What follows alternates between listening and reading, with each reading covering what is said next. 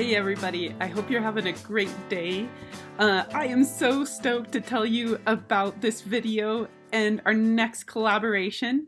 So this semester we started out with a choice board and we talked about the connections between music and art. So next we are getting to talk to some amazing grad students about the connections between science and art. We are going to get a chance to learn a little bit more about these grad students, what they're doing, what their field of study is, and we're going to learn a little bit more how they're making connections between what they're doing. So, without further ado, let's have coffee with the COPSE.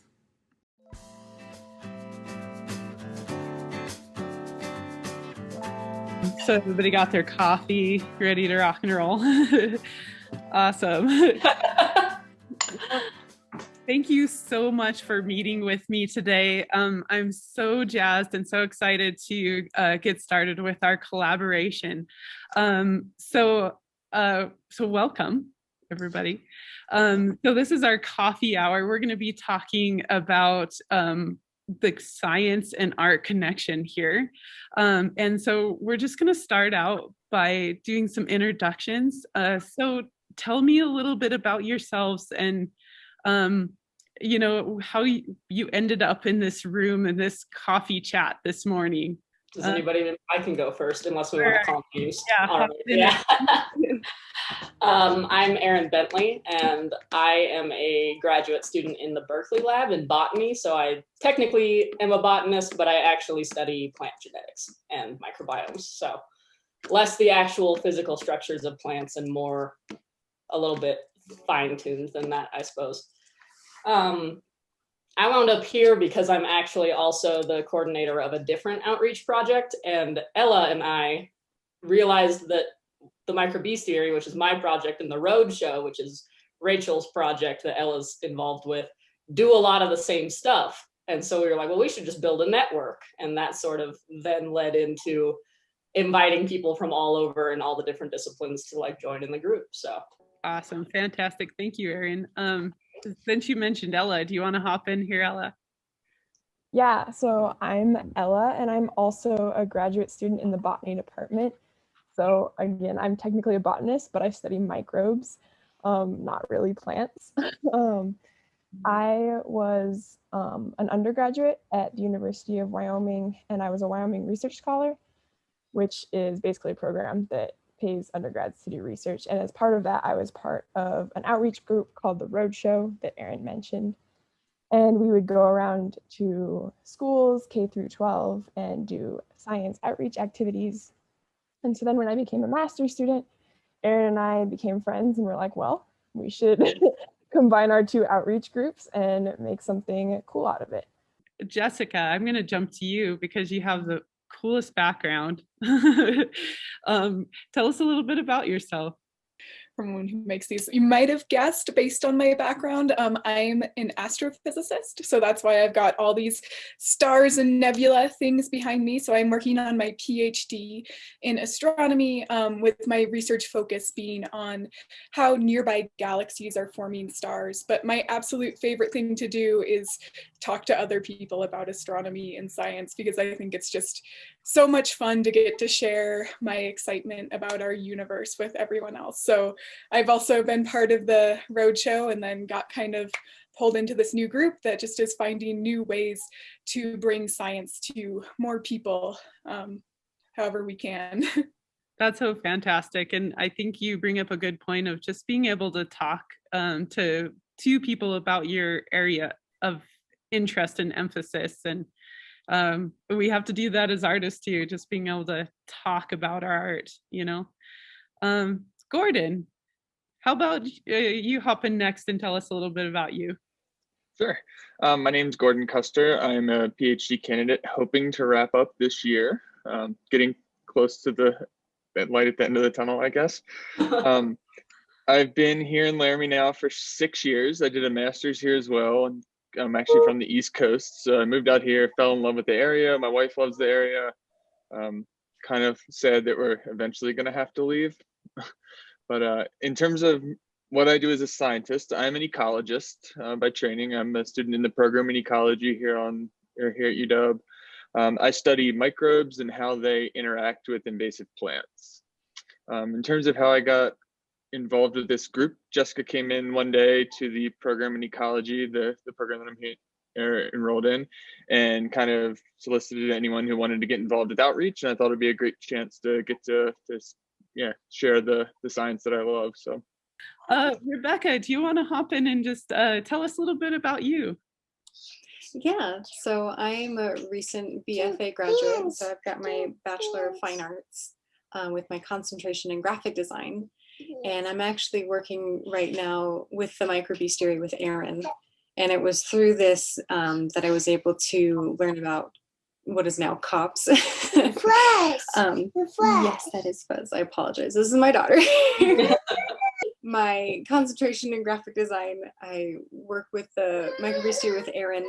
And it was through this that I was able to be a part of what is now COPSE. But yeah, so what I've been doing here now is I've got a heavy interest in science. I've always had an interest in science. It just never really happened as part of my life. I took the art route instead. And so I saw this as a chance to finally combine art and science together, and as a way of showing that art really is involved with everything you do, as is science, and finding a way to collaborate those together. I'm so glad you brought up the COPS. So what does COPS stand for, and how did you decide on that as your group name? Yeah, so COPS stands for Community Outreach Program for STEAM Engagement. And I think just sort of, we came up with that, I believe, in the upstairs part of the library in like a large group, but we basically brainstormed the main tenets that we wanted to have and then found words that connected to those. So like, we really wanted to have heavy community engagement. We really wanted to build an outreach system. We really wanted to integrate science and art, hence STEAM instead of STEM,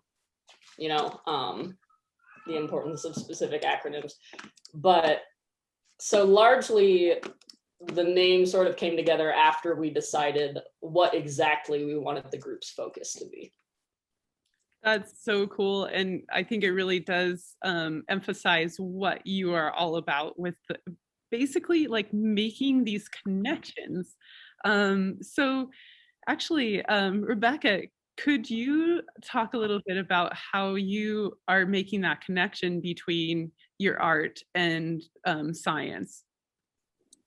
Yeah, so I guess some of the bigger connections that I've seen is just the basic and the fundamentals of art, like a lot of the classic elements or design principles that people see every day, like patterns and line and form and things like that you don't really necessarily notice at first, but they really are all around you. They're in everything that you see naturally and even structurally.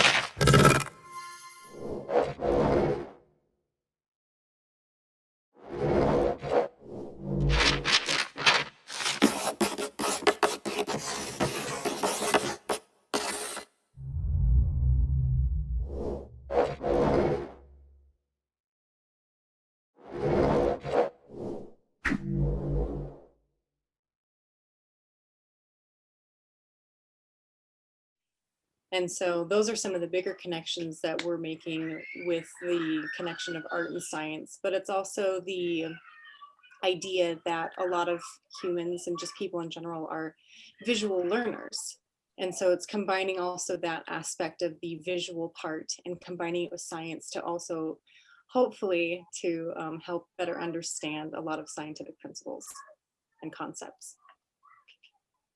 Thank you so much, because I think that is really what I see too. When I'm working on, my art, I can't help but see all the connections with the elements of art that go with the elements of science, and even like the process that you go through with your art making process is so similar to the scientific process too.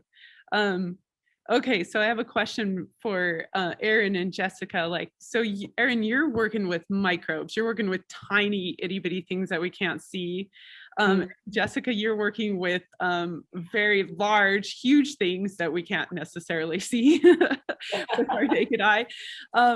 So, like, how do you see the connection between those two and, and art as well? Gonna take a sip of coffee for that one. I think one of the other things that really started this program was a lot of us noticing that some of the images on the Microbestiary's website looked like the galaxies I study.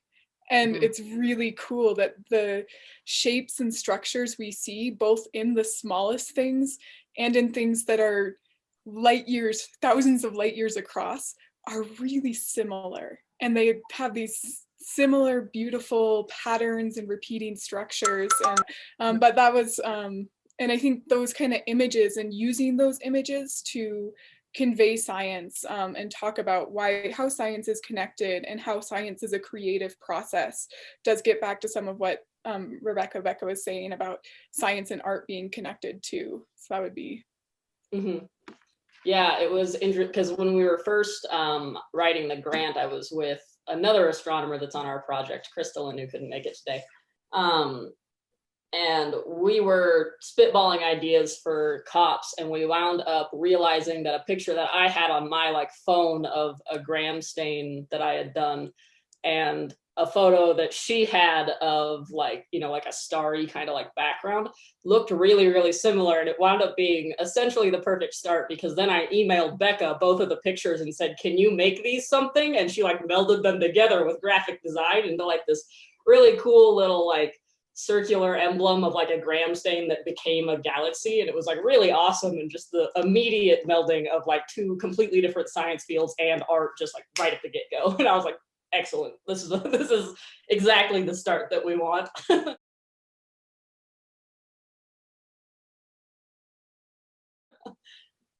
That's so exciting to me. And so in addition, when we talked earlier, so Ella and Gordon, maybe you can touch on this. We talked a little bit about this concept of fractals, and just I'm hearing this thing of repeated patterns through different things.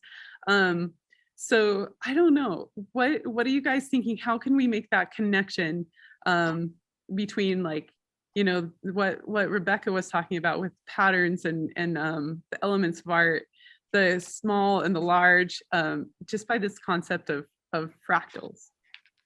Another sip of coffee, which is I think so. As Jessica and Erin were mentioning, when we started talking to people outside of our disciplines and sharing pictures on our phones, we noticed a lot of similar patterns between things at different scales. And one of those, among many, was fractal patterns, which are, I don't know how to best describe a fractal pattern, but basically just sort of a radiating dendritic pattern that you see sort of in the roots of trees or the branches of trees, the hyphae of fungi, but maybe Jessica can talk also a little bit about where else you might see those on larger scales. Yeah, I mean, I guess you can throw in the cosmic web is a very clear picture of a fractal pattern where the same structures, yeah, if you think of the tree branches or like a river delta, when we see the water splitting out, how those streams form, if you can picture that, that's the same way that galaxies seem to group in our universe. So the biggest structures we see match those small structures that Ella sees in the roots of mushrooms, which is just, and it is this kind of fractal repeating complex pattern that we see at multiple scales. So that would be some of a definition of a fractal. I think that answer really ties back into one of the questions you asked earlier about how we're kind of melding all the different fields, really, yeah, seeing and showing that these patterns are repeating and they occur from the smallest things that you can't see to things like galaxies that are so large that you really can't even comprehend, and they occur everywhere in between, really. So this has been so awesome, you guys. I love your collaboration, how you got started and what you have been able to make connections with. So those were the questions I had for you today for our coffee hour. But we are going to be starting to work on our next step of our collaboration. So Erin, I know you had mentioned a little bit about that. Can you give us just a prequel or teaser for what we might be doing next? What you might be doing next. Yeah, I can do that. So in addition to melding art and science, one of COPSE's goals is to create novel assessment and to prove, not to prove, but to give support to the idea that art is both melded with science and an effective tool to teach it, and to engage people that would otherwise not be engaged.